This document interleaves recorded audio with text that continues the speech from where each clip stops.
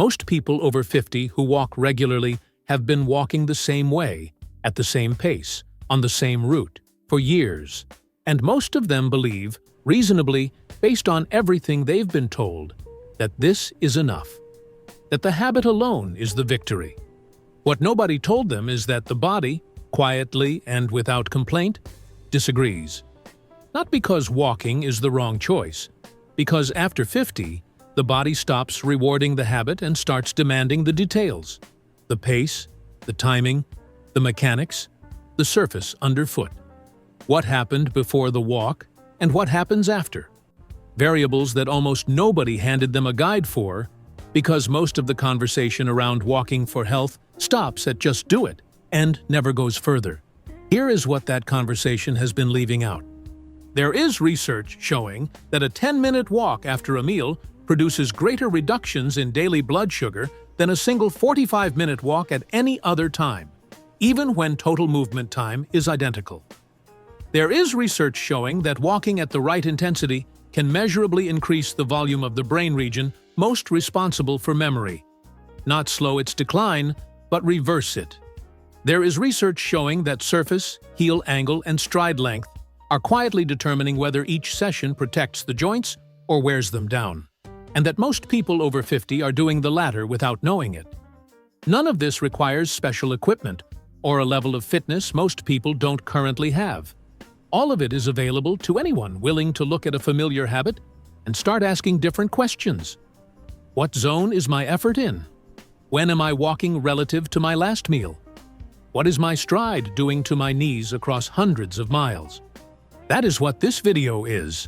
Not a case for whether to walk, but a complete reconstruction of how.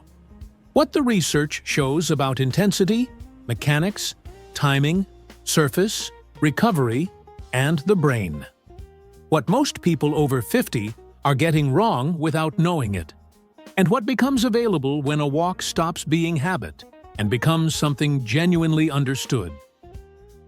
There's a version of this conversation that starts with praise.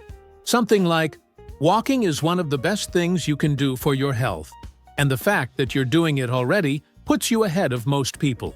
That version is easier to hear. It's also incomplete in ways that matter. The truth is more specific than that, and more useful. After 50, the body doesn't respond to movement the way it did at 35. That's not a discouraging fact. It's a precise one. The physiological changes that accumulate through the 5th and 6th decade of life, shifts in muscle fiber composition, a gradual reduction in cardiovascular efficiency, changes in joint cartilage, and connective tissue elasticity, don't make walking less valuable. They make the way you walk more consequential than it's ever been. A walk that served you well at 40 may be delivering a fraction of that benefit now, not because your body is failing, but because the variables that determine whether movement becomes medicine have changed underneath you without anyone pointing it out. Most people over 50 who walk regularly are walking at roughly the same pace they've always walked. Comfortable, familiar, easy to sustain. And comfort, as it turns out, is one of the most seductive traps in exercise physiology. The American Heart Association has been clear for years that moderate-intensity physical activity that actually challenges the cardiovascular system, produces meaningfully different outcomes than light activity, even when the time spent is identical. A 45-minute walk at a pace that barely elevates your breathing is not the same as a 45-minute walk that pushes you into a zone where conversation becomes slightly effortful. The duration looks the same on a calendar. The biological effect is not. What makes this harder to recognize is that walking feels like exercise. There's effort involved. There's sweating sometimes. There's the genuine satisfaction of having moved through the world on your own 2 feet for a meaningful stretch of time. None of that is false. But feeling like exercise and functioning as medicine are not automatically the same thing. And after 50, that gap can quietly widen for years before anyone notices it in the numbers, in blood pressure readings, in fasting glucose levels, in the slow erosion of what clinicians call functional capacity, the ability to move through daily life with strength and ease. The gap doesn't announce itself. It accumulates. There's also something worth naming that doesn't get discussed enough: the way the body adapts to repeated stimulus. Early in a walking habit, the cardiovascular and metabolic systems respond robustly to something that's new and moderately challenging. Over time, as the body adapts, that same walk produces a smaller and smaller signal. Less cardiovascular stress, less metabolic demand, less reason for the body to reinforce and rebuild. This is adaptation, and it's supposed to happen. The problem is that most people experience adaptation as success and stop there, not realizing that staying at the same level for years means gradually moving from a stimulus that challenges the body toward one that merely maintains the habit. Most people have been walking at the wrong intensity for years without any signal that something was off. The body never complained. That's part of the problem. Here's something that gets buried in the general enthusiasm around walking as exercise. Intensity is not a matter of opinion. It has a physiology, and that physiology has thresholds, points below which the cardiovascular system isn't being asked to do much of anything beyond what it would do if you were moving slowly through a grocery store. Understanding where those thresholds are and why they shift after 50 is the difference between a walking habit that gradually transforms your health and one that simply fills the time between other things. The concept of moderate intensity has a clinical definition, and it's more demanding than most people assume. The American College of Sports Medicine describes moderate intensity aerobic activity as exercise performed at 50 to 70% of your maximum heart rate, a zone where breathing deepens noticeably, where you can still form a sentence but wouldn't want to give a speech, where the body is being asked to work rather than simply move. For a 55-year-old, that zone starts somewhere around 95 to 100 beats per minute and extends to roughly 130. Most people walking at a comfortable, habitual pace are operating well below that floor. Not because they're lazy, because comfort is the natural resting state of a habit that's been practiced long enough to stop feeling like effort. What happens inside that moderate zone that doesn't happen below it is worth understanding precisely. At true moderate intensity, the heart is being trained. Its stroke volume, the amount of blood it pushes per beat, gradually increases with consistent exposure to this level of demand. The mitochondria in muscle cells, the structures responsible for converting fuel into energy, multiply and become more efficient.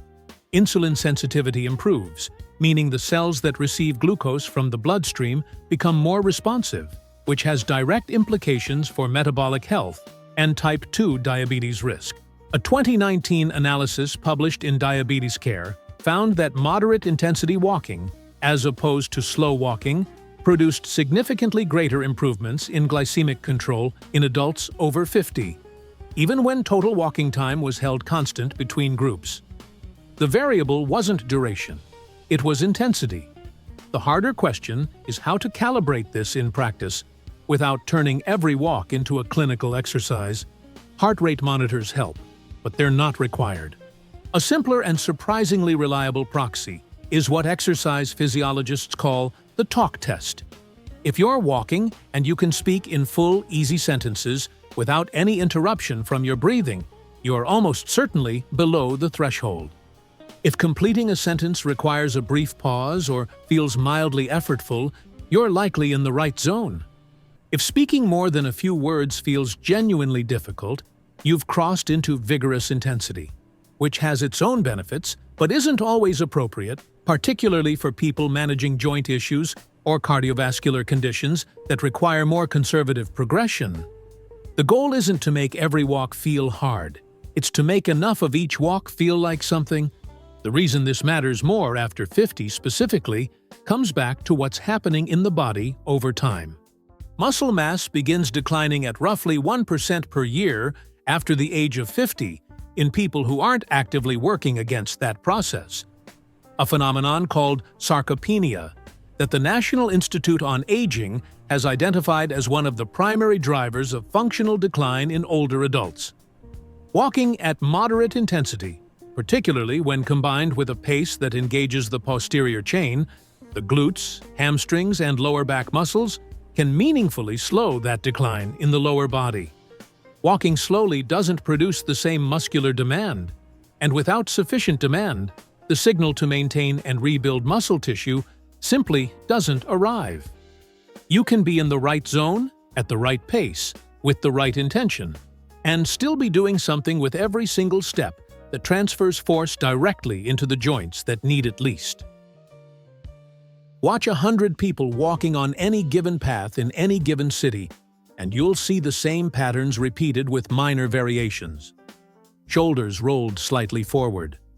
Gaze aimed at the ground 6 feet ahead.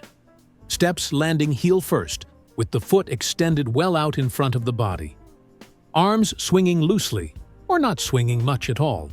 It looks completely normal because it is completely normal. It's how most people walk, and most people have never been given a reason to think about it differently. The problem isn't that this pattern looks wrong. The problem is what it quietly does to the body over thousands of repetitions across hundreds of miles through the years when joint and connective tissue resilience is already beginning to change. The mechanics of walking are more complex than they appear, and the errors that accumulate in them tend to be invisible until they produce symptoms.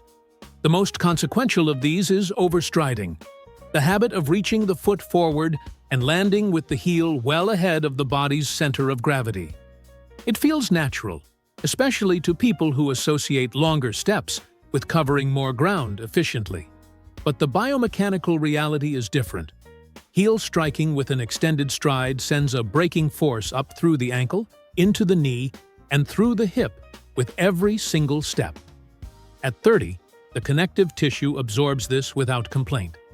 After 50, when cartilage in the knee has had decades of use and the shock-absorbing capacity of the joints has measurably diminished, that repeated braking force becomes a significant source of cumulative stress. Research published in the Journal of Biomechanics has shown that reducing stride length and increasing step rate, taking slightly more steps per minute rather than fewer, longer ones, can reduce the load on the knee joint by up to 30% without reducing walking speed. Cadence is the variable almost no one talks about, and it may be one of the most practical levers available. The target that exercise scientists frequently cite for moderate intensity walking is around 100 to 110 steps per minute, a pace that feels slightly brisker than casual, where the arms begin to swing with purpose and the breath deepens naturally. Most people walk at somewhere between 80 and 90 steps per minute without realizing it. Increasing cadence by even 10 steps per minute changes the metabolic demand, improves cardiovascular stimulus, and simultaneously shifts the mechanics away from the overstriding pattern that loads the joints incorrectly. It doesn't require counting. A metronome app set to 100 beats per minute, used for a few sessions until the rhythm becomes internalized, is enough to recalibrate the pattern permanently for most people. Posture deserves its own attention, partly because its effects extend beyond the walk itself. The forward head position that develops in people who spend significant time looking at screens, where the head sits 2 to 4 inches in front of the shoulders rather than balanced directly above them, doesn't reset automatically when you start walking. It travels with you. And a head that's misaligned forward adds effective load to the cervical spine, shortens the hip flexors, and subtly alters the mechanics of the entire kinetic chain from the neck down to the ankle. The correction isn't complicated. Eyes level with the horizon, chin parallel to the ground, shoulders drawn gently back and down, chest open. It feels formal at first. Within a few weeks, it becomes the position from which everything else works better. Breathing deepens, stride mechanics improve, and the lower back is no longer compensating for what the upper body isn't doing. The arm swing is the last piece, and it's underestimated. Arms bent at roughly 90 degrees, swinging forward and back rather than crossing the midline of the body, serve two functions simultaneously.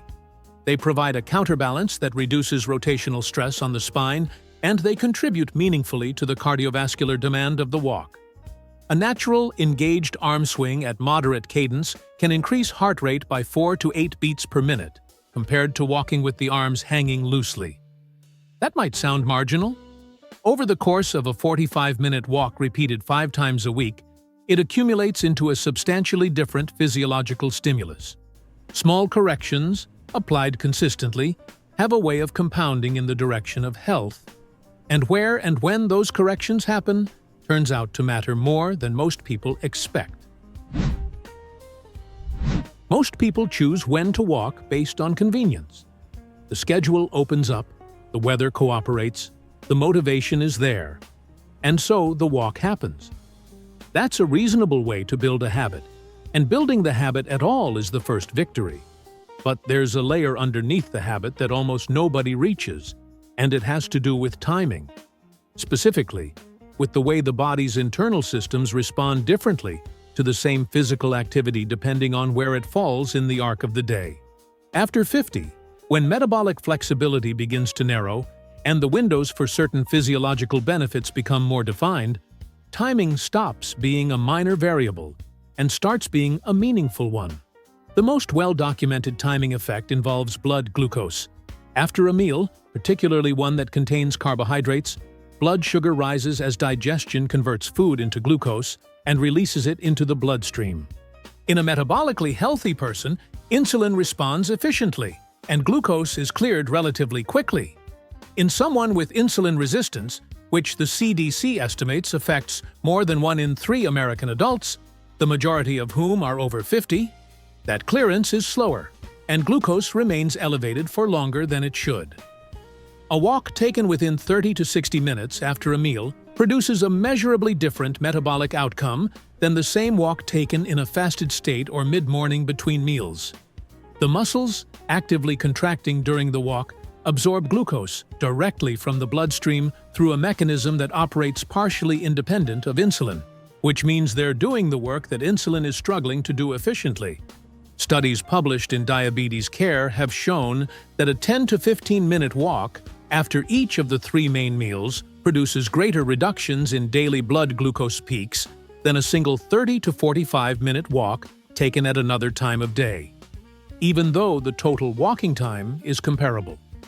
Blood pressure follows its own daily rhythm, a pattern called diurnal variation, that is disrupted in people with hypertension, and in many people over 50, even before a formal diagnosis appears.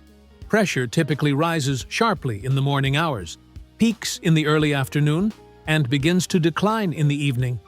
The morning surge, which the American Heart Association has linked to elevated cardiovascular event risk in the hours after waking, can be modulated by light to moderate physical activity in the first part of the day. A morning walk doesn't eliminate the surge, but consistent morning movement, particularly when it involves the moderate intensity threshold discussed earlier, has been shown to blunt its peak over time and contribute to lower average systolic readings across the day. This doesn't mean an afternoon or evening walk is without value. It means the timing of the walk is a variable worth considering deliberately, rather than leaving entirely to circumstance. Evening walks introduce a different consideration, one that connects the walk not to cardiovascular or metabolic outcomes, but to sleep quality.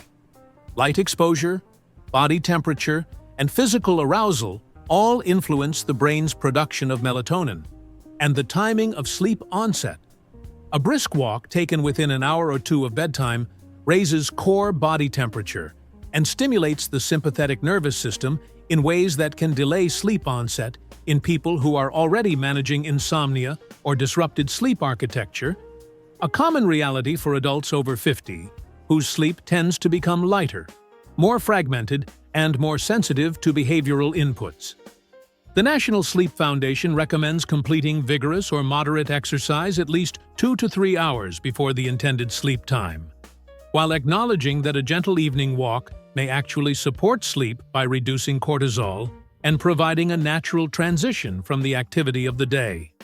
The distinction matters. The pace of an evening walk should be deliberately calibrated, not simply defaulted to whatever feels natural in the moment. What emerges from all of this is a picture in which the walk isn't a single, interchangeable event, but a variable intervention whose effects shift depending on when it happens, what preceded it, and what will follow it. A post-dinner walk is a different tool than a morning walk. which is a different tool than a midday walk. None of them is universally superior. They're suited to different goals, different schedules, and different physiological priorities. Learning to think of them this way, rather than simply accumulating minutes on a step counter, is part of what separates a walking habit from a walking practice. And the ground beneath your feet, it turns out, is part of that practice in ways that go far deeper than most people have ever considered. There's a question that almost never comes up in conversations about walking for health, and it's one of the most practically consequential ones available. Where are you walking, and what are you wearing on your feet? These sound like logistical details. They're not. Surface and footwear interact with the biomechanics discussed earlier in ways that can either amplify the benefits of a well-executed walk or quietly undermine them. And after 50, when the margin for cumulative joint stress has narrowed, the difference between a supportive environment and an indifferent one compounds across every session. Start with surface, because its effects are the least intuitive. Concrete is the dominant walking surface in most American neighborhoods, and it is also among the hardest materials a foot can strike. The impact forces generated by walking on concrete are transmitted upward through the ankle, knee, and hip, with very little attenuation. The surface absorbs almost nothing, which means the body absorbs almost everything. Asphalt is marginally softer.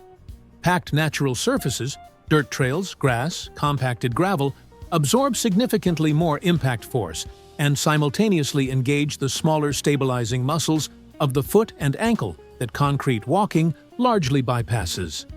Research from the American Journal of Sports Medicine has found that walking on natural, slightly uneven terrain activates the intrinsic muscles of the foot and the peroneal muscles along the outer ankle at substantially higher levels than walking on flat, uniform surfaces.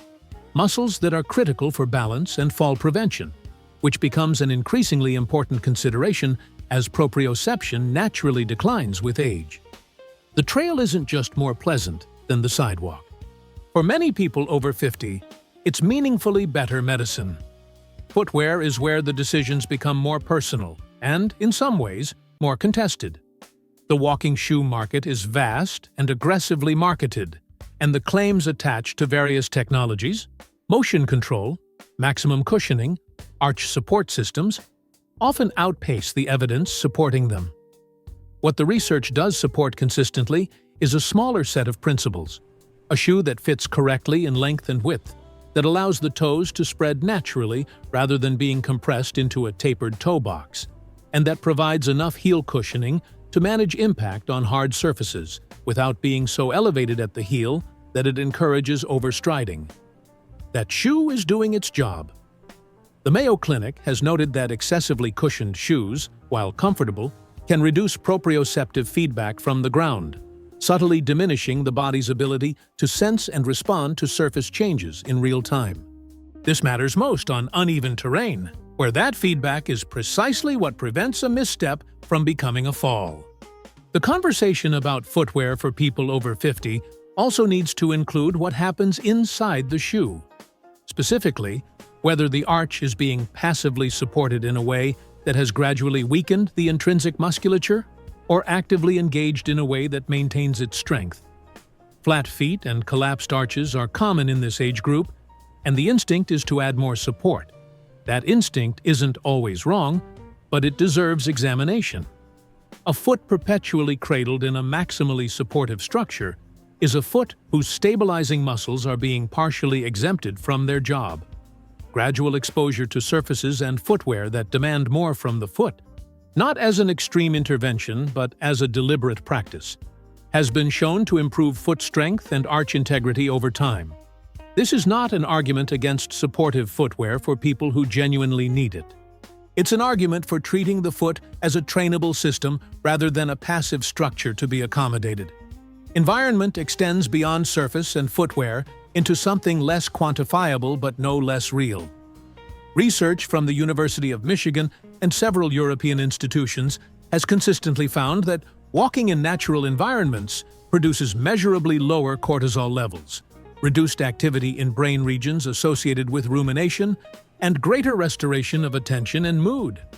These aren't trivial effects. Chronic cortisol elevation is directly implicated in hypertension, visceral fat accumulation, and impaired immune function, all conditions with elevated prevalence in adults over 50.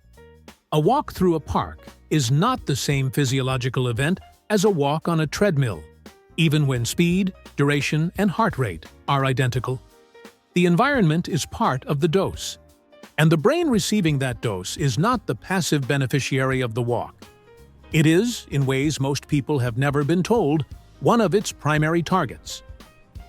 There is a moment, somewhere around the 15th or 20th minute of a walk, taken at the right intensity, when something shifts in the quality of thought. The mental noise that arrived with you, the unresolved conversation, the background anxiety, the list of things demanding attention, doesn't disappear exactly, but it loses its grip. Ideas surface more cleanly. Perspective arrives without being forced. Most people who walk regularly have experienced this and attributed it to the simple relief of being away from screens and obligations for a while. That explanation isn't wrong. It's just far less interesting than what's actually happening inside the brain during those minutes. The neuroscience of walking has become one of the more compelling areas of research in aging over the past 2 decades. And what it reveals is that walking at moderate intensity, sustained over time, is one of the few behavioral interventions with documented structural effects on the brain itself. The hippocampus, the region most directly involved in memory formation, is among the first structures to show volume loss in early cognitive decline. It is also one of the few brain regions capable of generating new neurons in adulthood, a process called neurogenesis that continues throughout life at a rate meaningfully influenced by aerobic exercise. A study conducted at the University of Pittsburgh found that adults over 50 who walked at moderate intensity for 40 minutes 3 times per week showed a 2% increase in hippocampal volume over 1 year, while a sedentary control group showed the expected age-related decline of roughly 1.5%. That's not a subtle finding. That's a measurable reversal of a structural change most people assume is simply the price of getting older. The mechanism behind this involves a protein called BDNF, brain-derived neurotrophic factor, which functions essentially as a growth and maintenance signal for neurons. Physical activity, and aerobic exercise in particular, is one of the most potent known stimulators of BDNF production. The Alzheimer's Association has identified elevated BDNF levels as associated with stronger cognitive reserve, the brain's ability to continue functioning effectively despite age-related changes, and with slower progression of early cognitive impairment in longitudinal studies. BDNF doesn't just support existing neurons, it promotes new synaptic connections, strengthens existing ones, and appears to play a role in clearing some of the protein aggregates associated with neurodegenerative disease. Walking in this light is not a distraction from cognitive health. It's one of its primary inputs. What makes this particularly relevant is that these neurological benefits are intensity-dependent in the same way the cardiovascular and metabolic benefits are. The National Institute on Aging has emphasized that the cognitive benefits of physical activity are most consistently observed in studies where participants engaged in aerobic activity at moderate or greater intensity, not in studies of light movement alone. This doesn't diminish the value of gentle movement for people whose health constraints require it.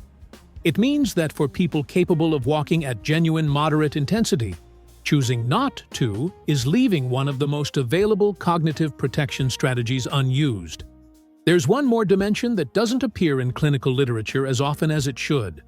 Walking, particularly in natural environments and without the constant mediation of a phone or podcast, supports what researchers call default mode network activity, the brain's resting state function underlying self-reflection and creative thinking. This is the network that processes experience into meaning, connects disparate memories into coherent understanding, and allows a person to make sense of their own life. It is also a network increasingly starved of the uninterrupted quiet it requires. The walk, taken with some genuine attentiveness to the present, is one of the few remaining spaces where that network can do its work. Most people treat the walk as the intervention, The walk is actually the trigger. What happens in the 12 hours surrounding it is where the outcome gets decided. Think about what actually surrounds a walk. Not the walk itself, the 12 hours on either side of it. The night of sleep that preceded it, or didn't. The meal that came before, or the one being digested during. The coffee drunk instead of water through the morning. The body that shows up at the trailhead or the sidewalk carries all of that with it. And no amount of good intention in the 30 minutes of movement compensates for what arrived at the door before the first step was taken. This is the part of the walking conversation that gets skipped. Not because it's unknown, but because it's inconvenient. It requires looking at the whole day, not just the part that feels like health. Sleep is where the body processes what the walk started. During deep sleep, muscle tissue repairs from the mechanical demands of the session. Growth hormone, which plays a central role in preserving lean mass and metabolic efficiency in people over 50, is released in its largest pulse of the day during slow-wave sleep, not during the walk itself. The hormonal signal generated by moderate-intensity exercise completes its work overnight, which means a walk followed by 5 hours of fragmented sleep is a transaction left half-finished. The American Academy of Sleep Medicine has documented that chronic sleep restriction in adults over 50 elevates inflammatory markers and impairs glucose metabolism, the same systems the walk was trying to improve. The two habits are not parallel. They are sequential, and the second one determines how much of the first one actually lands. Hydration operates through a mechanism most people never think about in this context: the thirst signal. After 50, it blunts. Not dramatically, not in a way that announces itself, but measurably enough that a person can arrive at a walk already carrying a fluid deficit of 1 to 2% of body weight and feel nothing unusual about it. Research from the American College of Sports Medicine has shown that a deficit that's small reduces aerobic capacity, raises perceived exertion at any given intensity, and impairs thermoregulation during effort. The walk feels harder than it should. The cardiovascular response is smaller than it would be. The metabolic benefit shrinks, not because the walk failed, but because the body performing it was already working against itself before it began. Nutrition connects to all of this through a concept worth naming directly: metabolic flexibility, the body's ability to shift between burning glucose and burning fat as fuel depending on what's available and what's demanded. This capacity narrows with age and with insulin resistance, but it responds, slowly and reliably, to consistent, moderate-intensity aerobic exercise over time. What you eat in the hours around a walk shapes both the immediate substrate available and, across months of practice, the underlying flexibility of the system. Harvard Medical School has noted that combining regular aerobic exercise with adequate dietary protein, roughly 1.2 to 1.6 grams per kilogram of body weight daily for active adults over 50, preserves lean muscle mass significantly better than either practice alone. The walk earns the protein. The protein makes the walk structurally productive in ways that compound quietly across the year. None of these connections produce results on a single day. A person who sleeps well, drinks water steadily, and eats enough protein around a well-timed walk doesn't feel transformed by Tuesday. What they feel, across 6 months of doing all of it consistently, is a shift in baseline, in how the body moves, how quickly it recovers, how it shows up for the next session. This is how lasting change actually works in the second half of life. Not in isolated interventions, but in the accumulated quality of the conditions surrounding them. The conditions surrounding a walk are not support structure. They are half the medicine. And the question worth asking, the one most people never reach, is not whether to walk, but whether the day built around the walk is doing its job.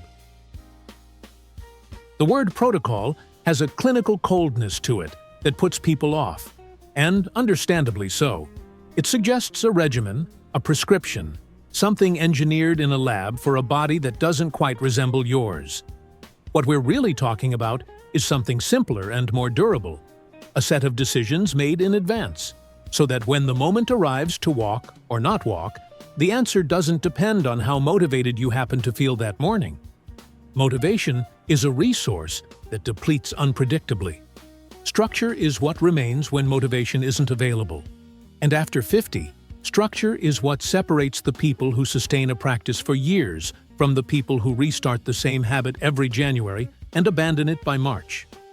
The foundation of any sustainable walking protocol is frequency over duration, and this runs counter to how most people instinctively think about exercise. Longer sessions feel more serious, more committed, more productive. What the evidence actually shows is more nuanced. 5 moderate walks distributed across the week produce better cardiovascular, metabolic, and cognitive outcomes than 2 or 3 longer sessions covering the same total time, because the body responds more effectively to consistent, repeated signals than to infrequent large doses of effort. The American Heart Association recommends at least 150 minutes of moderate-intensity aerobic activity per week, distributed across most days rather than compressed into fewer sessions. 30 minutes on 5 days is not merely more manageable than 75 minutes twice a week. For most people over 50, it is physiologically superior. The signal arrives more often. The adaptations consolidate more reliably. The habit, repeated frequently enough, eventually stops requiring a decision at all. Progression is the variable most walking programs ignore entirely, and its absence is one of the primary reasons people plateau after an encouraging start. The body adapts to a given stimulus within roughly 6 to 8 weeks of consistent exposure, which means the walk that genuinely challenged you in September has been largely absorbed by your cardiovascular system by November, producing a diminishing return on the same investment of time and effort. Progression doesn't require dramatic changes or a rigid schedule. Increasing cadence by 5 to 10 steps per minute, extending each session by 5 minutes every 2 weeks, or introducing 1 session per week on a route with gentle incline are all forms of progressive overload that keep the biological stimulus fresh without meaningfully raising injury risk. The American College of Sports Medicine recommends increasing total weekly exercise volume by no more than 10% per week, a pace that feels almost imperceptibly slow but accumulates into substantial capacity across a year, without the overuse injuries that tend to follow more aggressive advancement. For people managing joint pain, cardiovascular conditions, or significant deconditioning, the entry point needs to be adjusted without abandoning the underlying principles. A 15-minute walk at genuinely comfortable intensity, not pushing into pain but not avoiding all effort either, is a legitimate and meaningful starting point. Consistency at a modest level builds the physiological base from which intensity and duration can grow incrementally. What consistently doesn't work is waiting for conditions to become more favorable. Until the knee settles, until the schedule opens up, until motivation arrives in sufficient quantity to make beginning feel natural. Those conditions rarely arrive on their own. The practice has to begin inside the reality that actually exists, not the one that would make starting feel less like effort. Subscribe and keep this close, because what this video covers tends to change how people move through the rest of their lives. If someone you care about is still walking without any of this, send it to them today. Now, there's one piece of this conversation we haven't touched yet, and it may be the most important reframe of everything discussed so far. What happens when you stop thinking about walking as exercise at all? There is a particular kind of person who walks every day and still feels, somewhere underneath the routine, that walking isn't quite enough, that they should be doing something more serious, more demanding, more worthy of being called a real fitness practice. This feeling is extraordinarily common among people who take their health seriously after 50, and it is almost entirely wrong. But understanding why requires looking at walking from a fundamentally different angle than the one most people have been handed. The framing of walking as exercise places it in competition with other forms of exercise, where it will often lose. It isn't as metabolically demanding as running. It doesn't build muscle the way resistance training does. It doesn't produce the acute cardiovascular stress of cycling or swimming at intensity. Measured against those standards, walking looks like a consolation prize, something you do when you can't do the real thing.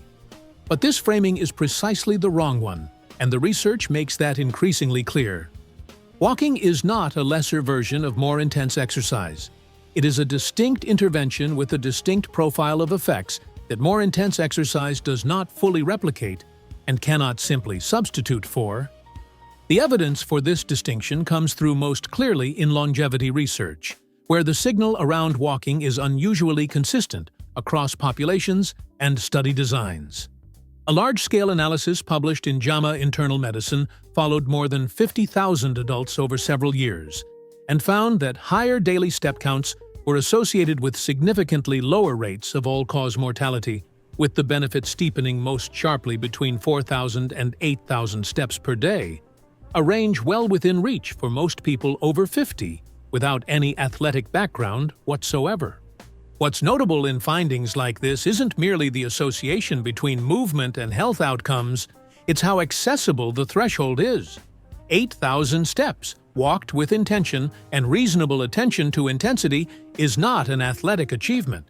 It is a daily practice available to nearly anyone who is ambulatory, and the gap between doing it consistently and not doing it, in terms of long-term outcomes, is not modest at all. Walking also interacts with the aging process in a way that more intense exercise cannot always match, precisely because of its sustainability across decades. A 65-year-old who has walked 30 minutes a day for 15 years has accumulated something no single year of more intensive training can replicate: a consistent cardiovascular and metabolic signal delivered to the body across thousands of sessions, building adaptations that have had time to become structural rather than temporary. The National Institute on Aging has emphasized that the health benefits of physical activity in older adults are most robustly associated with long-term consistency, not with peak intensity at any given moment. The best exercise for your health at 70 is not necessarily the most demanding one you can currently perform. It is the one you have been doing, correctly and regularly, for the longest unbroken stretch of time. This is the reframe that changes everything, and it's worth sitting with. Walking, done with genuine intention, calibrated to the right intensity, timed thoughtfully, supported by sleep and hydration and protein, performed on surfaces that engage rather than merely accommodate, and progressed over months and years, is not a compromise. It is one of the most evidence-supported longevity interventions available to a human being in the second half of life. Subscribe, share this with 5 people who are still walking without any of this in mind, and leave a comment telling us what you want to understand better next. Whether that's strength training after 50, what your resting heart rate is actually telling you, or something else entirely. Every walk you take from here is a different walk than the one you took before this conversation. That's not a small thing. Take care of yourself and go walk.